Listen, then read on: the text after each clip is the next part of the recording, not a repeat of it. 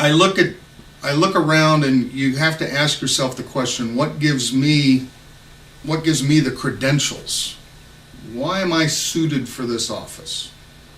So let me give you a little historical perspective of me. First of all, I am a small business owner.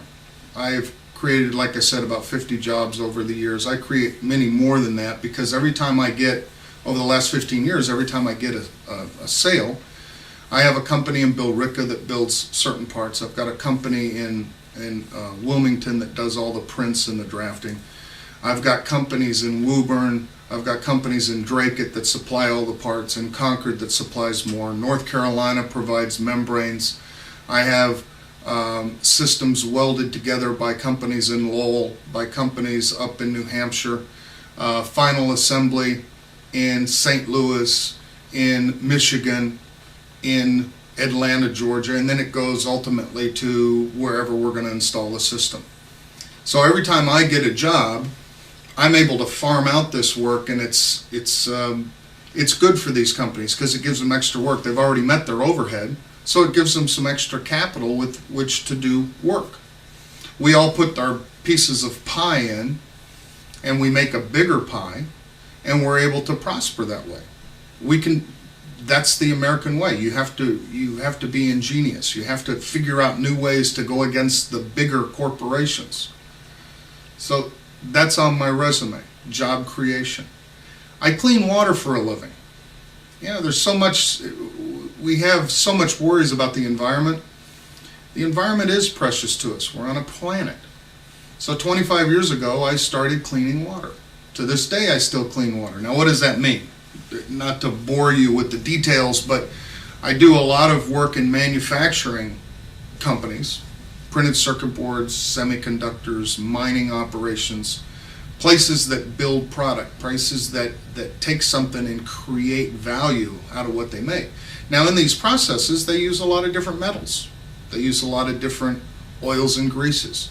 My systems take the metals out and take the oil and greases out so that you can discharge this water to a stream. The stream ends up going to the Quabbin Reservoir. We drink the water. Why? Because it's got no toxic metals in it. That's what I do. It's fun. Every job is different. They're all unique. One of the talents that I've created is, if you look at the solution, it can be complex, but if you look at how to solve it, you have to put it into very simple pieces. And I've developed a knack for that. It might take 100 steps, an exaggeration, simple steps to solve a problem. That's how you solve it. You break it into smaller and smaller pieces until you can get a handle, until you can understand what's going on.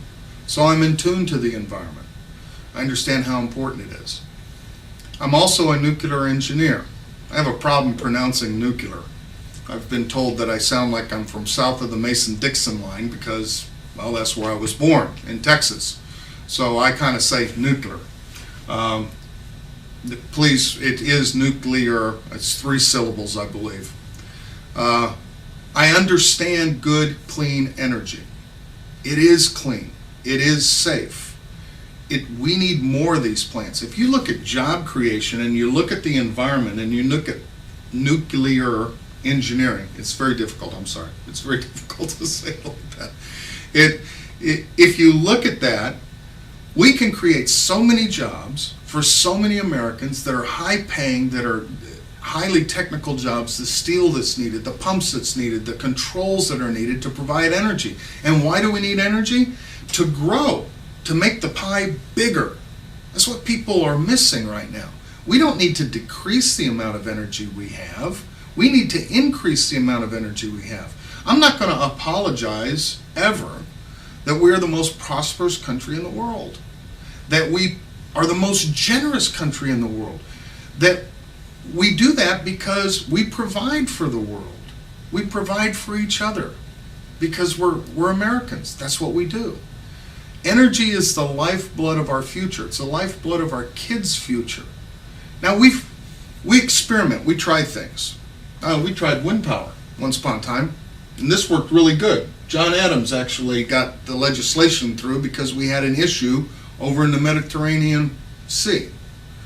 The Constitution and a few other ships were responsible for resolving that issue.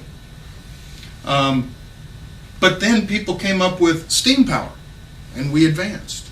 And so this type of ship was replaced with something that was powered by steam, boiling water. You turn a screw and go. It then got replaced with nuclear power versus using coal. We evolve. We've talked about job creation, we've talked about the environment, we've talked about energy.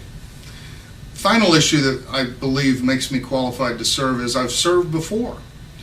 We had a war in Vietnam, and at the height of that war, I volunteered and actively sought out an appointment to the United States Naval Academy. I was very lucky. I was listed as a qualified alternate, so they picked 400 names out of the 10,000, 12,000 qualified alternates, and I was one of the 400 that came to the top, so I got to go to the Naval Academy. It was a great experience. I majored in aerospace engineering because at the time I was going to become a pilot. My eyes went bad, so I couldn't become a pilot, so I then ended up becoming a nuclear engineer. What a great program. The engineering is intense, it's detailed, it's amazing to figure out how things really work. Upon commission, I was commissioned as an ensign. At the time, I was really good looking. That was one of the requirements for being an officer in the Navy. Had a full set of hair. Contrary to what people may say, I did not lose the hair from nuclear power, okay? I think it's a genetic thing. But I commissioned the USS Virginia, a cruiser. I served as an electrical officer, so at age 23, I had about 125 electricians working for me. You real quick learn that you are surrounded by people with a lot of expertise. These people happen to be the senior chiefs and the master chiefs. You let them run things and you just knock down doors if they need a door knocked down. You can do that because you're an officer in the Navy. But that went really well. A lot of exciting things happened, a lot of different problems solved, a lot of organizational skills learned. And then I was lucky, I went to my home state, the USS Texas, where I was the navigator. And navigator is kind of like the navigator on the USS Constitution. Get from point A to point B and make sure you don't go aground. It was fun being on the bridge of a ship in the middle of hurricanes. Some people might not say that was fun, but for me, it was the ultimate roller coaster ride.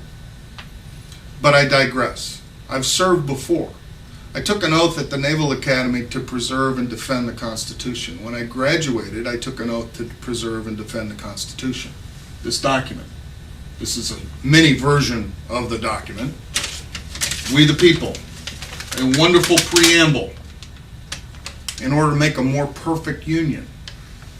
And it goes on to talk about justice, to talk about welfare, the general welfare, to talk about the common defense.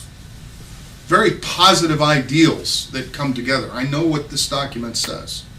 That's where we need to go back to, is looking at this document and following it. It amazes me that two groups came together, and this is why we need more balance in Congress. Two groups came together to make this document. We talk about bipartisanship. Well, this document was bipartisan only because neither of the two camps ever backed down. You had the camp that wanted a federal government, they didn't back down. And you had a camp that wanted states' rights, they didn't back down. And in the end, you had Roger Sherman, a cobbler from Connecticut. He fixed shoes. He wasn't a lawyer, he fixed shoes. He came up with the Connecticut Compromise that both the people that wanted a federal government, a strong federal government, and those that wanted a strong states' rights could both say, that's our plan. Now that's true bipartisanship. Both sides were partisan until they could come to a compromise that they could both embrace. Can you imagine the course of our country if both sides, Democrats and Republicans, stood for principle and hammered it out until they could come to compromises in our law that they could both equally embrace? That's what I'm asking for, is a chance to go to Washington, D.C., to be part of that argument, to be part of that balance, to stand for principle, and to come to a conclusion.